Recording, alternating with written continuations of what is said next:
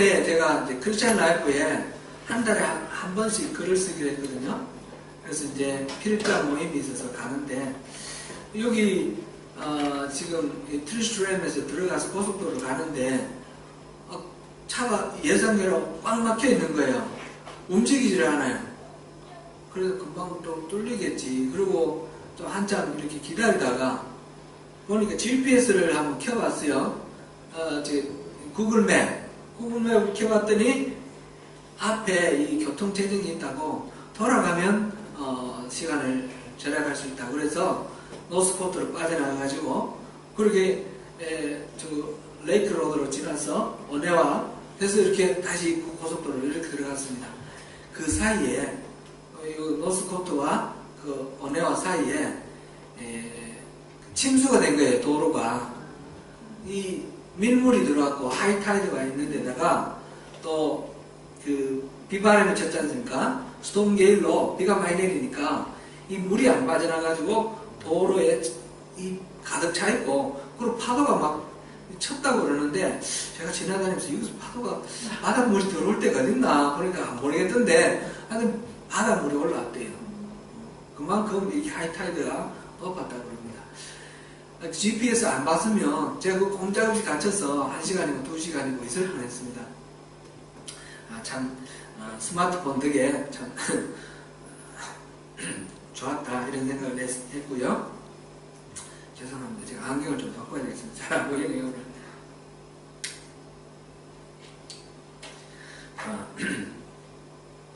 지난 연말 성탄절 조금 전에 한국에서 큰 화재가 났죠. 제천에서 화재가 나서 28명인가 사망을 했는데,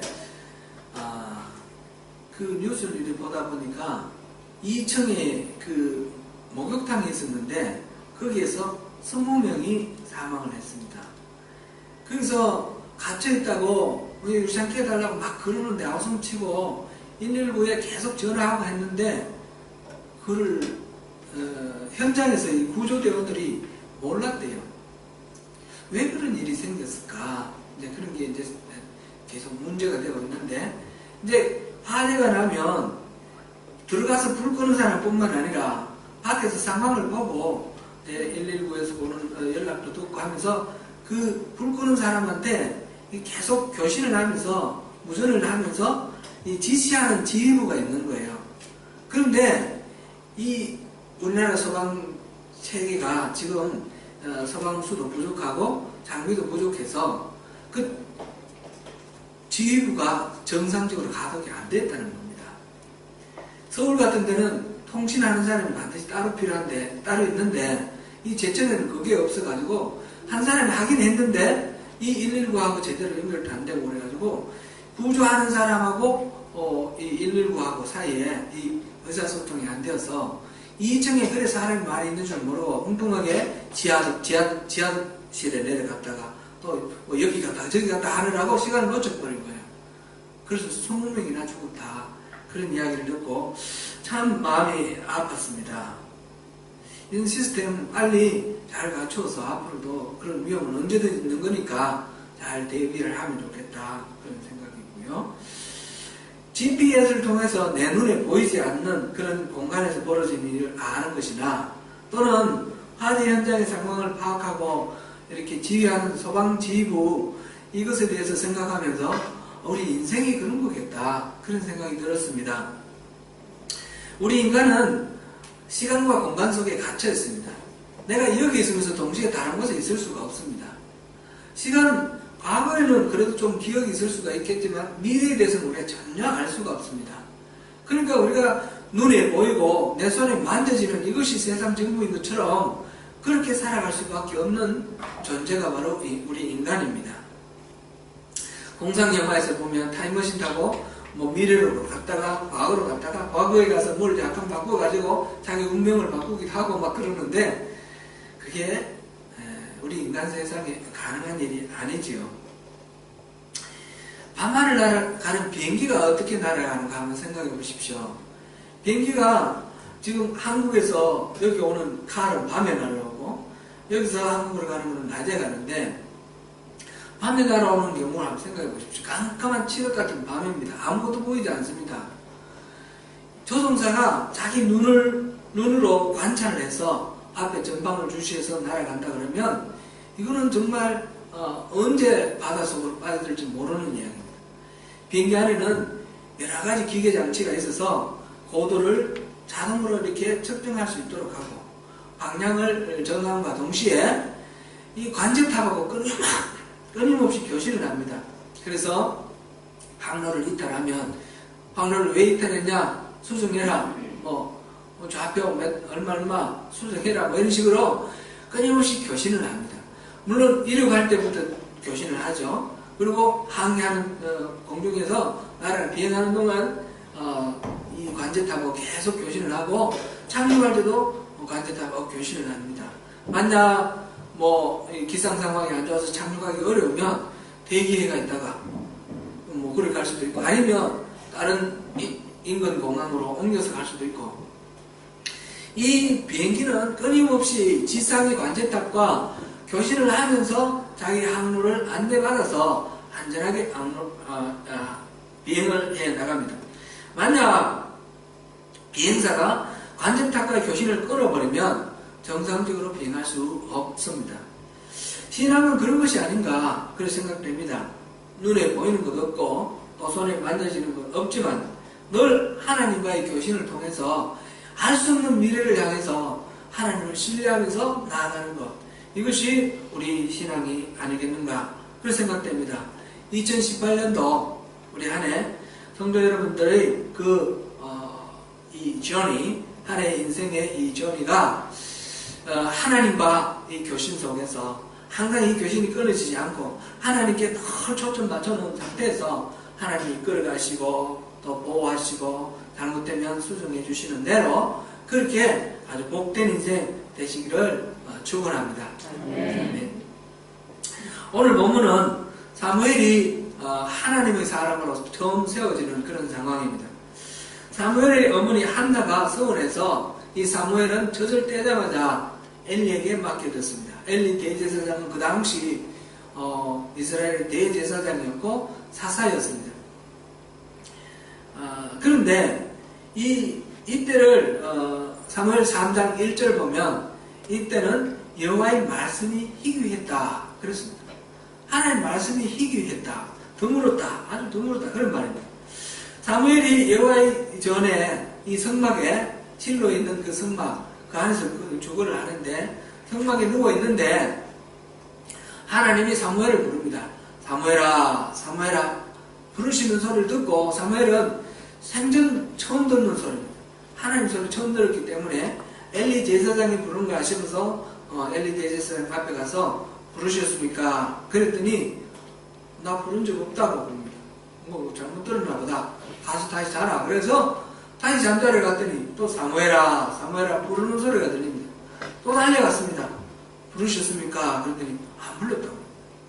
세 번째 달려가서 부르셨습니까? 그랬더니 엘리 제사장이 그제서야 하나님께서 사무엘을 부르시는구나 그걸 알고 사무엘에게 말합니다. 돌아가서 누워있다가 다시 그 부르는 소리가 들리면 여호와여 말씀하소서 주의 종이 듣겠나이다 이렇게 말하라고 그렇게 가르쳐줍니다. 이제 사무엘이 다시 가서 제자리에 누워있으니까 하나님이 부르시는 소리가 들립니다. 사무엘아 사무엘아. 그때 사무엘이 일어나서 말씀하소서 주의 종이 듣겠나이다. 이 말씀이 오늘 설교에 오늘 제가 제목으로 선택한 그런 말씀인데 이게 우리 신앙의 아주 중요한 기본 원리가 된다라고 그렇게 생각합니다. 첫 번째로는 우리는 하나님의 말씀을 듣는 삶의 자세가 필요합니다. 주여 말씀하소서 내가 듣겠나이다. 이 말씀하시라고 듣겠다라는 이 말씀을 듣고자 하는 자세. 두 번째로는 이 듣는 것이 단지 소리만 듣는 것이 아니지 않습니까? 말씀대로 순종하겠다는 뜻입니다. 그래서 그 말씀대로 순종하는 자세. 이것이 바로 신앙의 아주 기본 원리다. 이렇게 볼 수 있죠.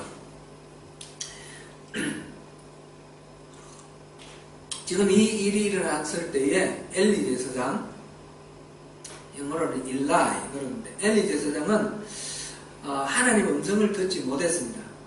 이 대제사장이고 사사고 한 나라의 전체 백성들을 이끄는 영적 지도자였는데 하나님의 음성을 듣지 못한다는 것은 심각한 문제입니다.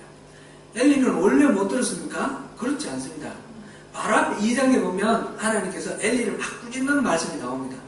꾸짖는 말씀 듣는 거, 그것이 분명한 하나의 증거인데, 그렇게 이 가문에 약속했던 그 약속을 거두시고 저주를 내리시는 그 말씀을 듣고 엘리가 아무런 액션을 취하지 않습니다. 순종의 자세를 보이지 않습니다. 그리고 3장으로 넘어왔거든요. 그러니까 이 엘리는 하나님 말씀을 들었는데 순종하지 않으니까 하나님 말씀이 점점 들리지 않게 된 그런 상황이다. 이렇게 우리가 볼 수 있습니다. 하나님 말씀 들리지 않는 것, 하나님 말씀 들릴 때 무관심하면 점점 하나님 말씀이 들리지 않게 됩니다. 하나님 말씀이 들리지 않는 이 시대는 암울한 시대입니다. 아모스 8장 11절에서 12절 우리 한번 찾아보겠습니다. 하나님의 음성이 들리지 않는 시대를 이렇게 말하고 있습니다. 아모스 8장 11절에서 12절 말씀입니다. 같이 읽습니다. 시작. 주 여호와의 말씀이니라. 오라 날이 이를지라 내가 기근을 땅에 보내리니 양식이 없어 주림이 아니며 물이 없어 가람이 아니요 여호와의 말씀을 듣지 못한 기갈이라. 사람이 이 바다에서 저 바다까지 북쪽에서 동쪽까지 비틀거리며 여호와의 말씀을 구하려고 돌아다녀도 얻지 못하리라. 아멘. 하나님의 말씀이 끊긴 세상은 암흑의 세상입니다. 우리 그 성경 보면서 구약시대와 신약시대 사이 말라기로부터 세례 요한이 활동할 때까지 400년 동안 선지자가 나타나지 않는 그런 시대를 봅니다. 그 시대를 암흑의 시대다 이렇게 말을 합니다. 하나님의 말씀이 들리지 않는 시대는 우리가 하나님하고 상관없이 우리가 나름대로 열심히 몸부림치며 살아야 합니다. 오늘 우리 정수근 집사님 기도하시면서 그 성경 말씀을 우리가 잘 받아들여서 그 마음을 쏟아서 기도를 잘 해주셨는데, 우리 성부영신 예배 때 우리 그 말씀 보았지 않습니까? 이 이집트에서 관계수로가 잘 이렇게 닦여져 있고 뭐 열심히 자기가 노력만 하면 결실을 맺는 그런 세상, 그런 세상, 자기 생각대로 하나님 돈 필요 없이 열심히 살면 되는 세상, 잘 될 것 같습니다. 그런데 그런 땅을 하나님은 적과 꿀이 흐르는 땅이라 말하지 아니하셨습니다. 이런 늦은 비가 반드시 내려야만 되고 그 산과 골짜기가 있어서 흙이 하늘에 내리는 비를 흡수하는 땅, 하나님이 비를 내려주셔야만 농사를 지을 수 있는 땅, 결실할 수 있는 땅, 그 땅을 하나님께서는 가나안 땅을 젖과 꿀이 흐르는 땅이라 했습니다.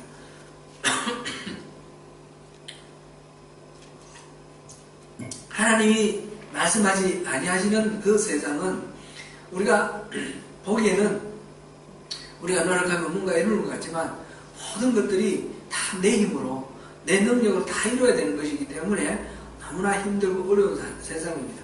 그것이 바로 만인을 향한 투쟁이 일어나는 이 땅의 모습 아닙니까?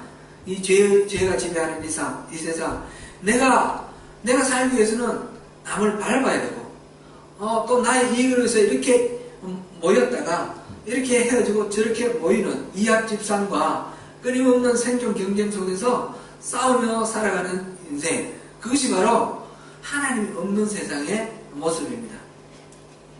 그래서 우리는 하나님이 말씀해 주시기를 구해야 합니다.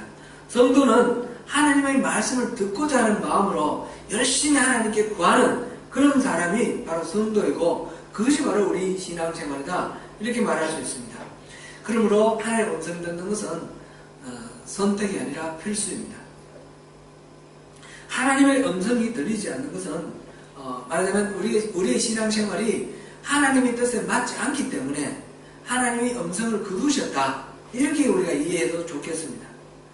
내 생각대로 막 주장하고 우기고 나가면, 그러면 비행사가 관제사와 교신이 두절된 상태에서 혼자 자기의 경험과 자기의 지식을 가지고 지금 이렇구나 하면서 나아가는 거나 마찬가지가 되는 것입니다. 순간적으로 비행사는 그럴 수도 있겠지만 한 곳에 관제사와 교신이 끊어지면 다른 곳에 관제사와 교신을 할 수 있도록 비행기는 그렇게 장치가 되어 있습니다. 그렇지 않으면 비행기는 간혹가다 그 비행기가 이렇게 없어지거나 실종되거나 뭐 이래야 되는데 이 교신이 끊어지고 실종되면 어떻게 되나요? 나중에 보면 다 이 침몰해가 바다에 빠지거나 뭐 어디 땅에 떨어지거나 그런 경우입니다.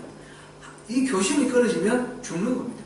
하나님과의 교신이 끊어지면 우리 믿는 자의 삶은 죽는 것입니다. 작년 연말에 한 10월쯤에 동해에서 어선이 북쪽으로 이렇게 너무 올라가가지고 북한에 납포돼가지고 억류되어 있다가 일주일 있다가 돌아온 그 사건이 있었습니다. 흥진호 사건.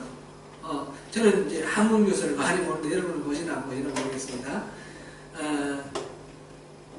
그 배가 왜 북쪽으로 올라갔고 왜 일주일 동안 가족들도 모르고 경찰도 모르고 군인들도 모르고 모르는 상태에 이렇게 있었을까요? 그 바다에서 공중에서 말고 배에서는 VTS라는 게 있어서 Vessel Traffic Service System VTS. 우리 세월호 사건 때 VTS 얘기 많이 들었지 않습니까? 진도 VTS. 그런데 이 VTS가 교신을 끊어버린 거예요. 이게 꺼버린 거예요. 꺼버리고 자기가 어디 있는지도 모르고 몰래 고기를 많이 잡기 위해서 북한 영역을 조금 더 들어가려고 VTS를 끊었다가 그래서 사로잡혀서 그렇게 좀 이렇게 고생을 하다가 돌아왔습니다. 예수님이 말씀하신 대로 우리는 포도나무 가지가 포도나무에 붙어 있듯이 항상 주님께 붙어 있어야 됩니다. 하나님의 음성을 듣는 것은 예배할 때나 우리가 사역할 때나 또는 우리가 치유를 구할 때나 언제 어디에서나 이 하나님의 음성을 들어야 되고 하나님이 인도하시는 대로 나아가야 됩니다. 제가 재작년 5월 처음 설교를 했던 내용 여러분 기억나시는가 모르겠습니다. 히브리서 3장 7절에서 14절 말씀을 본문을 해서 너희가 하나님의 음성을 듣거든 이라는 제목으로 말씀을 전했습니다. 우리가 하나님의 음성을 들을 때 우리 마음을 완고하게 하지 말라 하는 그런 내용이었습니다. 우리 신앙생활을 하다 보면 주님께 기도했는데 그 기도가 이루어지고 우리 삶 속에 어려움이 있을 때 하나님께 간절하게 기도를 했더니 그 어려움이 없어지고 우리 소원이 이루어지고 이러면 하나님이 나를 지지해 주시는 줄 알고 점점 내 고집대로 밀고 나갑니다. 하나님 말씀을 존중하지 않고 밀고 나갑니다. 그런데 그 길은 정말 위험한 길, 망하는 길입니다. 이스라엘 백성들은 출애굽을 해서 40년 동안 얼마나 많은 기적을 보았습니까? 매일매일 만나가 내리는 그런 은혜 속에서 살았습니다. 마실 물이 없을 때 반석이 끼어져서 강물처럼 솟아났습니다. 그 40년 동안 광야를 헤매면서 옷도 헤어지지 않았고 신발도 떨어지지 않았고 늘 하나님의 기적을 경험하면서 살았습니다. 근데 그들은 하나님이 인도하시는 안식의 땅, 가나안 땅에 들어가지 못했습니다. 갈렙과 여호수아 두 사람만 빼고 20세 이상, 출애굽할 때 20세 이상이었던 어른들은, 성인들은 다 죽었습니다. 광야에서. 왜 그랬습니까? 하나님이 말씀하실 때에 그 말씀에 순종하지 않았기 때문입니다. 하나님을 늘 경험하면서 하나님 뜻 안에 살지 않았기 때문입니다. 오늘 여호와여 말씀하소서 주의 종이 듣겠나이다. 이 마음이 있어야 됩니다. 이 마음이 없으면 망하는 것입니다. 예레미야 선지자에게 포로로 예레미야가 유다가 멸망하는 그 시점에 활동했던 선지자죠.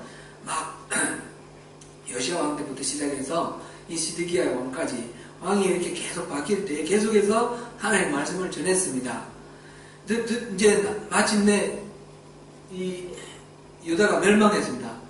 BC 587년에 유다가 멸망하고 바벨론의 지배를 받게 되었는데, 그때 사로잡히지 않았고 숨었던 사람들 중에 이 사람들이 예루살렘으로 돌아와서 그 바벨론이 임명한 총독 그다랴를 죽여버리고 자기들이 이제 다시 유다의 어떤 운명을 결정하는 그런 사람이 되었습니다. 이 사람들이 예레미야를 찾아왔습니다.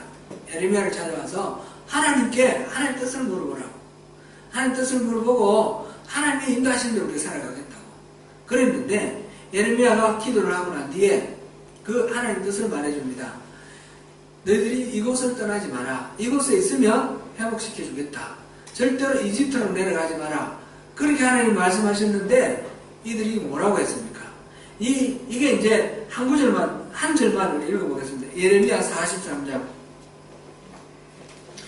예레미야 43장.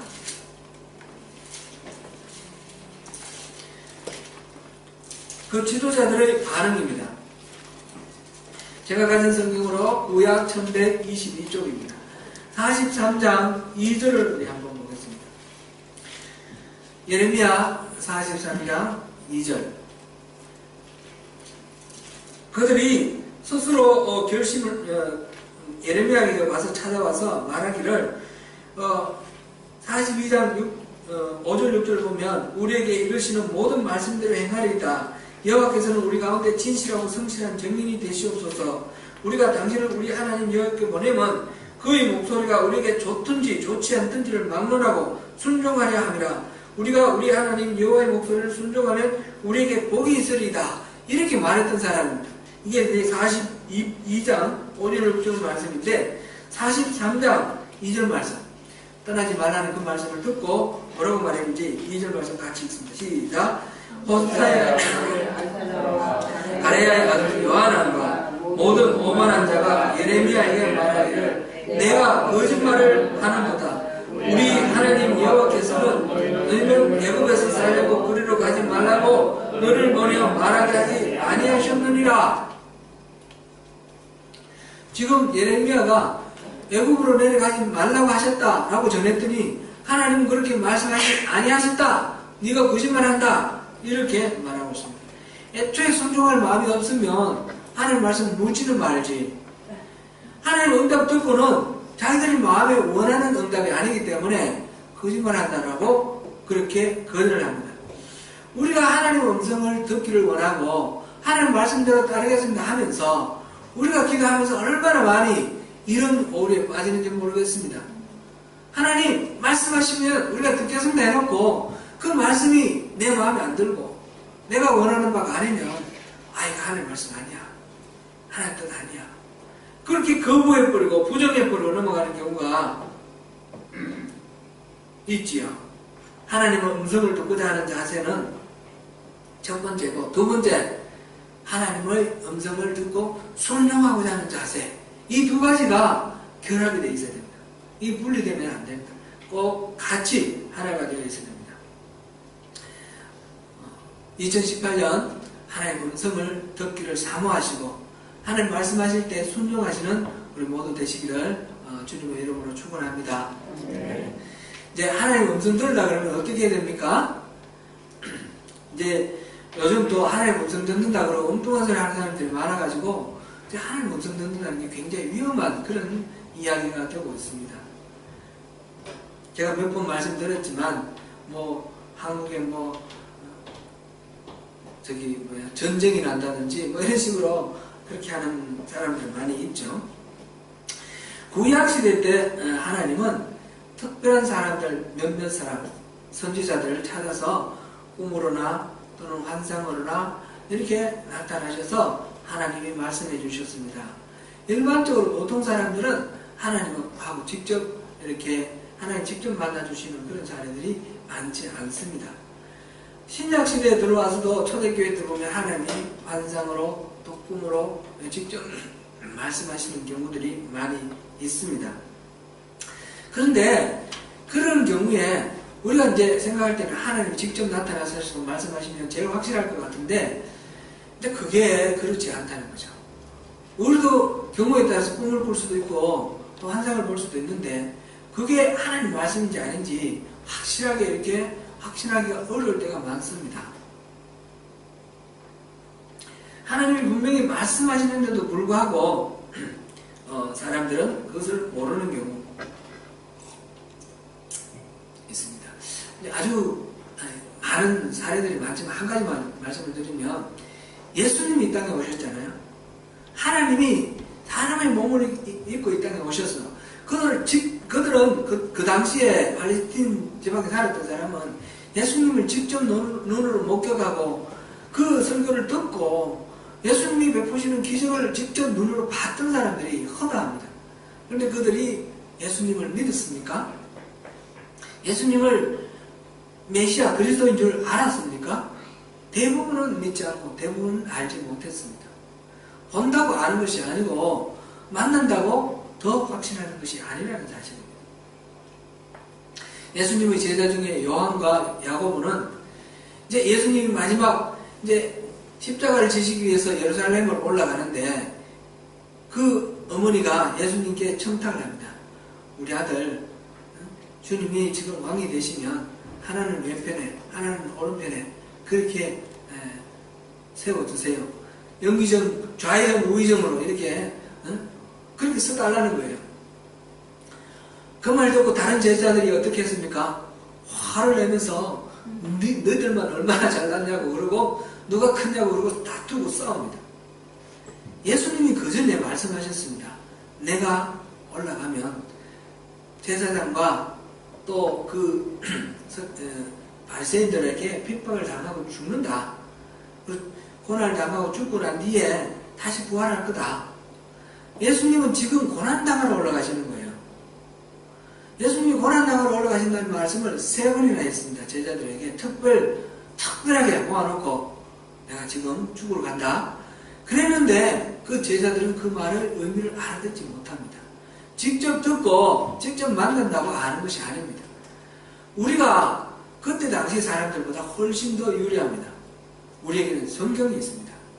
그분이 바로 예수님이라는 것, 그분이 바로 하나님이 육신을 입고 이 땅에 오셨다는 사실, 그분이 하신 말씀의 의미, 그분이 하신 기적의 의미, 이 모든 것들을 다 기록해 놓은 성경이 있는 것입니다.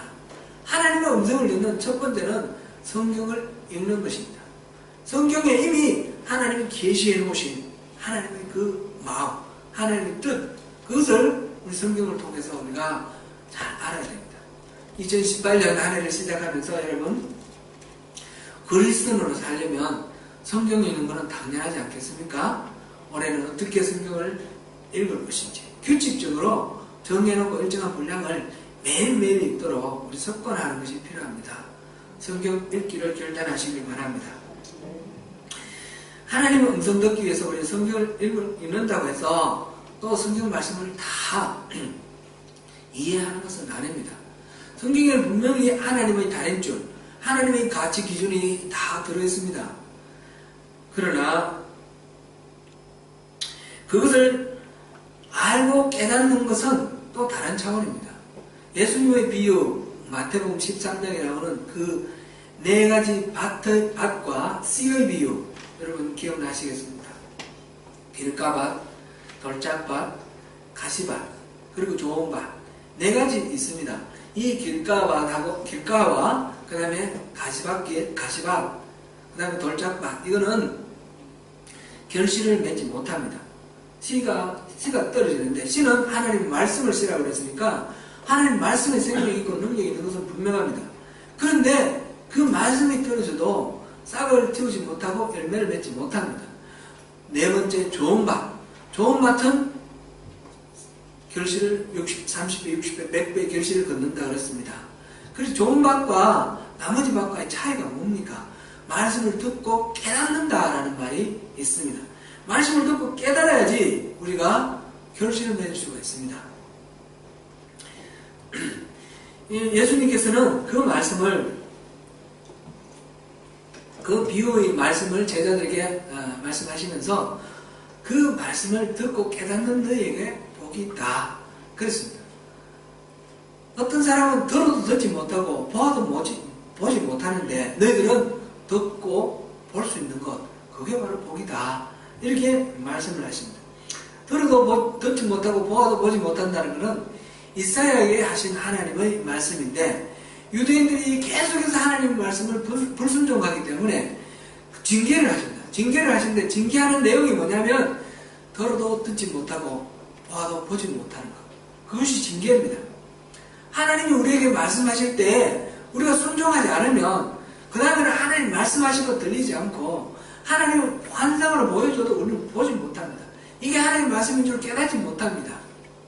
그래서 하나님하고 무관하게 그냥 살아가는 그런 인생이 되고 맙니다.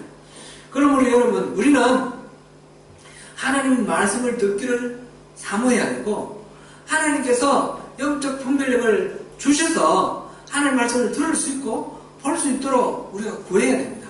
그것은 하나님 은혜에 달려 있습니다. 그런데 하나님께서 조금 보여주실 때 작은 일에 우리가 순종하면 큰 일을 맡기십니다. 조금 보여주실 때 순종하면 많이 보여주시고 큰 일을 맡기시는데, 우리 작은 일에 순종하지 않으면 그것을 듣지도 못하고 보지도 못하게 그렇게 하시는 것입니다. 말씀을 하나님의 음성 듣기를 사모하면 우리는 그만큼 순종하기를 결단해야 됩니다. 2018년 성경 말씀 규칙적으로 읽기로 결단하십니까?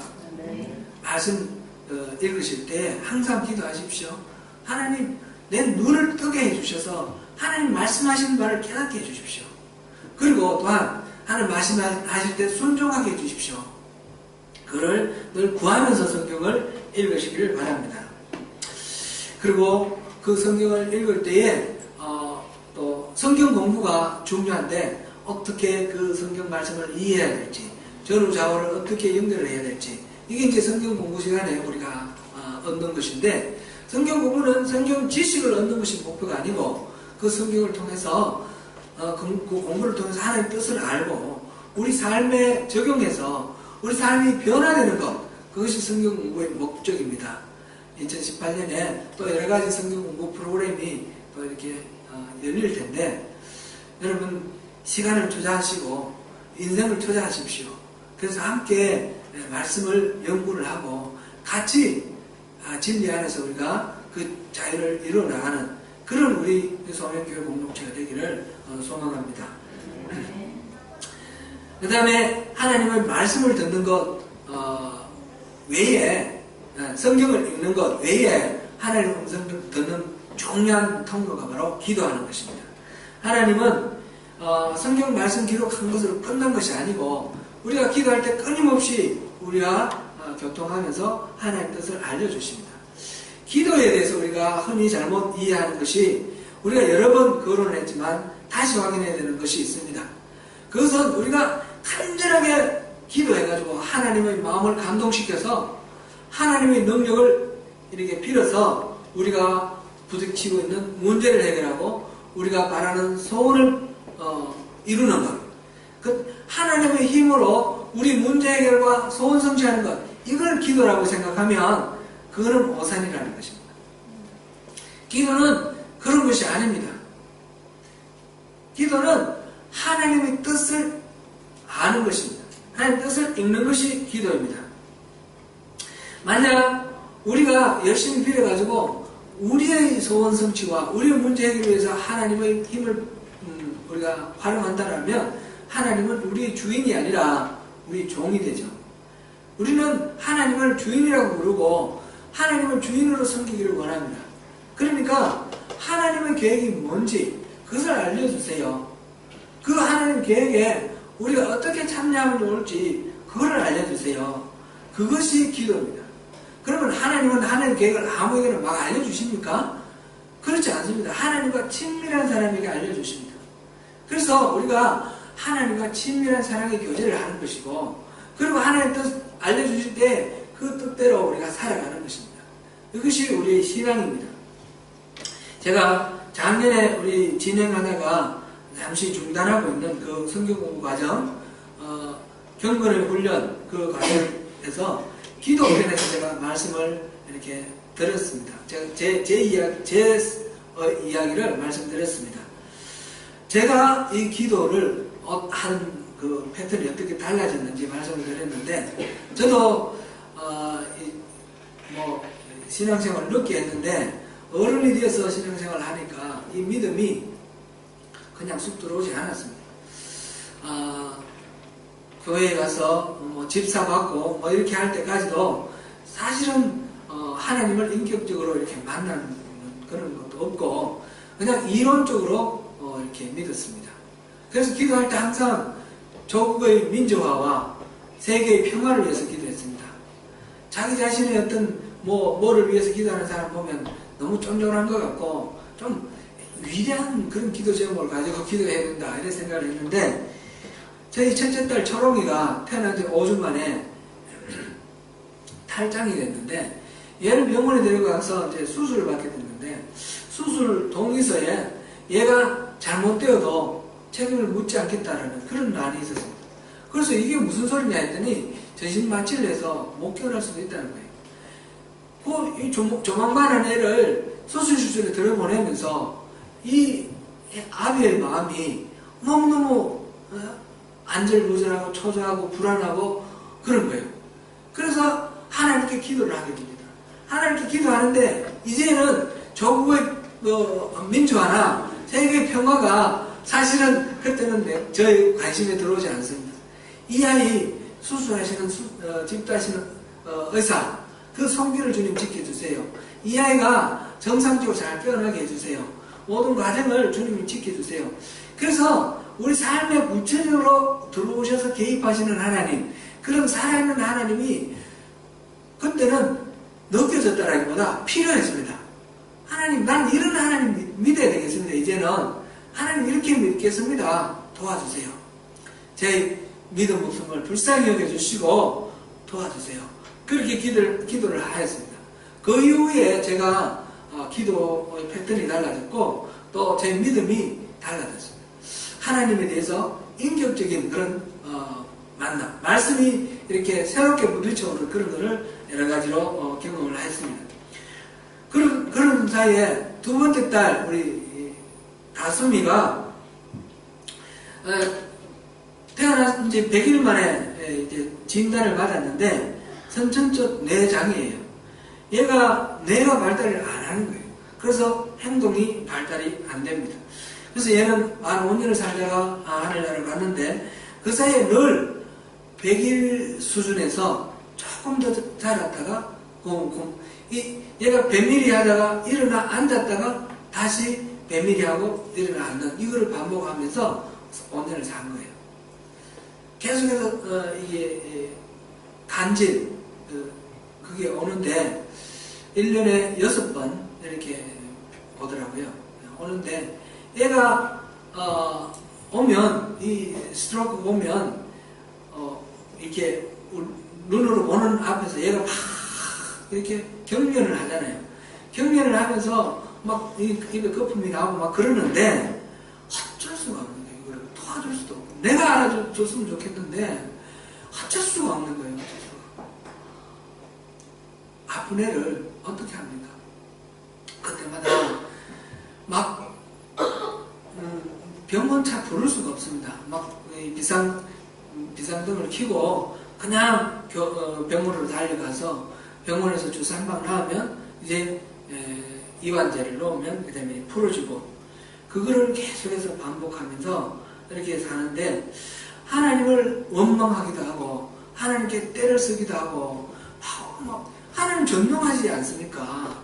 하나님 이 아이를 왜 못 고치십니까?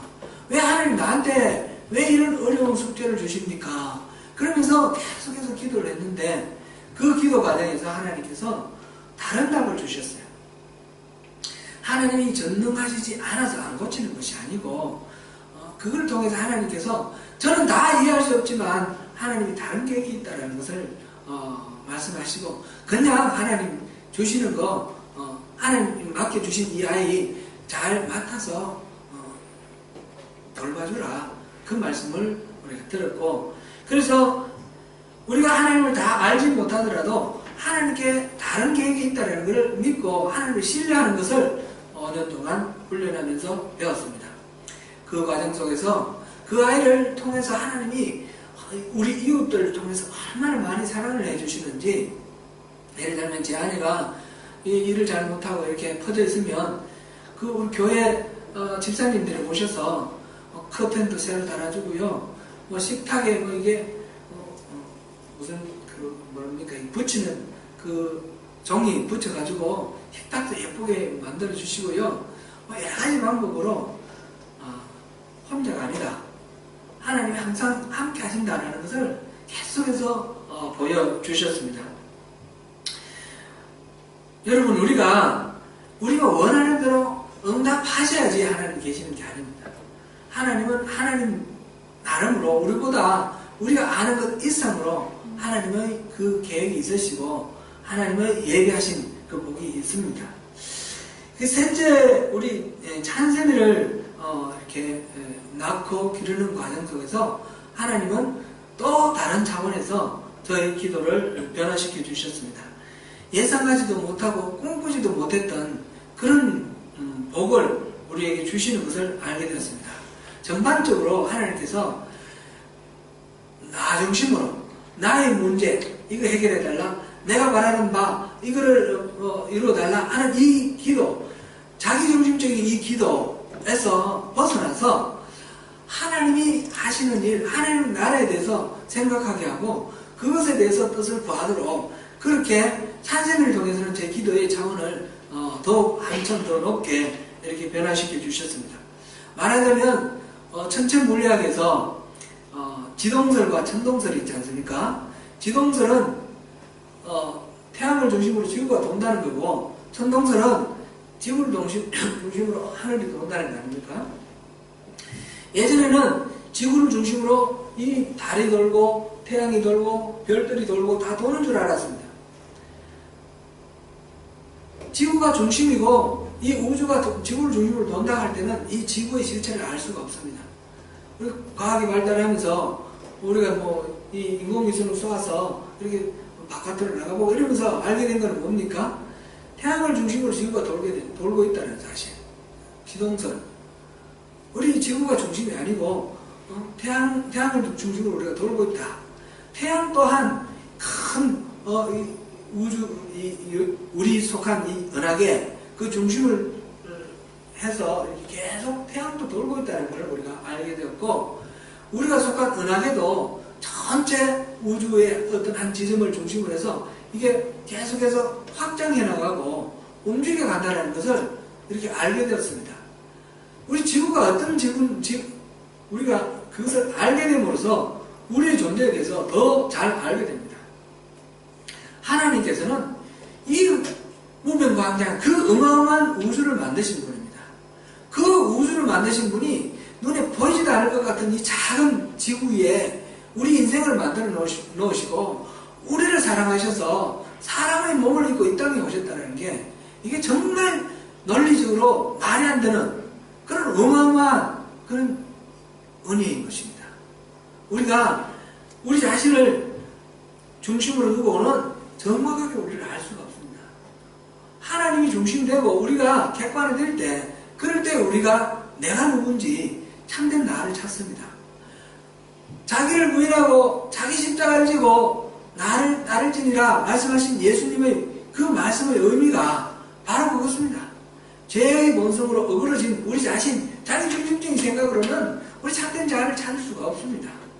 나 중심의 생각 다 내려놓고 하나님 중심으로 옮길 때에, 그럴 때에 자기를 부인하고 자기 십자가를 질 때에, 그럴 때 우리가 하나님이 처음 만드신 하나님 형상대로 지어진 고귀하고 존귀한 그런 우리 참된 자를 우리가 찾게 되고 회복하게 되는 것입니다. 기도는 하나님의 뜻을 듣고 분별하는 것입니다. 기도는 내 뜻을 관찰하는 시간이 아니라 하나님의 뜻을 이해하는 시간입니다. 물론 우리가 기도를 할 때에 우리가 내가 처한 어떤 처지, 문제, 이거 다 말씀드리는 건 당연합니다. 자연스럽습니다. 비행기가 날아가면서 비행기 안에서 뭐 누가 환자가 생겼다든지 이런 거 다 교신하지 않습니까? 교신해가지고 그 관제탑의 지시를 받고 이렇게 하는 것처럼 우리가 인생 살아가면서 내 문제, 내 소원, 하나님 앞에 아뢰는 건 하나님과의 친밀한 교제를 위해서 반드시 필수적이고 지극히 당연합니다. 그러나 이것이 주가 되어서는 안 된다는 것이죠. 이것은 하나님과 친밀한 교제를 이루는 하나의 방법이고 통로이고, 본질은 하나님의 뜻을 구하는 것이고, 하나님의 뜻에 맞춰서 내가 어떻게 살아가야 될지 하나님께 지혜를 구하는 것입니다. 사랑하는 성도 여러분, 이 시간 한 해의 신앙을 함께 결단하는 시간이 되면 좋겠습니다. 항상 하나님의 음성을 듣고 하나님의 뜻에 맞게 살아가는 우리 신앙생활이 되어야겠죠. 하나님의 음성을 듣기 위해서 먼저 성경 말씀을 더욱 가까이 하기를 결단하시면 좋겠습니다. 매일 일정 분량 읽으면서 성경 공부를 할 기회를 최선을 다해서 참여하고, 그렇게 해서 무엇보다 들려주실 때 순종하겠다는 마음으로 하나님의 음성 듣기를 구하는, 이것이 첫 번째 필요하겠습니다. 이 시간 한번 마음속으로 결단하시면 좋겠습니다. 또 늘 기도하되 하나님을 더 깊이 알고 사랑할 수 있도록 친밀한 교제 가운데 주님께 나아가기를 사모하시고, 하나님의 얼굴 구하기를 결단하시기를 바랍니다. 내게 뭔가 선물 주실 것, 하나님 손을 찾는 것이 아니라 하나님 어떤 분이실까? 하나님 속성은 어떤 분이시고, 하나님 계획은 어떤 분이시고, 하나님의 길은 무엇인지, 하나님 마음은 어디에 있는지, 그것을 구하는, 하나님의 얼굴을 구하는 그런 우리 기도로 주님 앞에 나아가시고, 교회에서 여러 가지 또 함께 기도할 그런 기회가 있을 때에 또 시간을 드리고 또 마음을 함께 모아서 같이 나가겠다는 그런 또 결단을 하시면 좋겠습니다. 올 한 해 동안 하나님 음성에 더욱 귀 기울이면서 주님께 다가가고 영적으로 더욱 깊어지는 한 해 되기를 주님의 이름으로 축원합니다.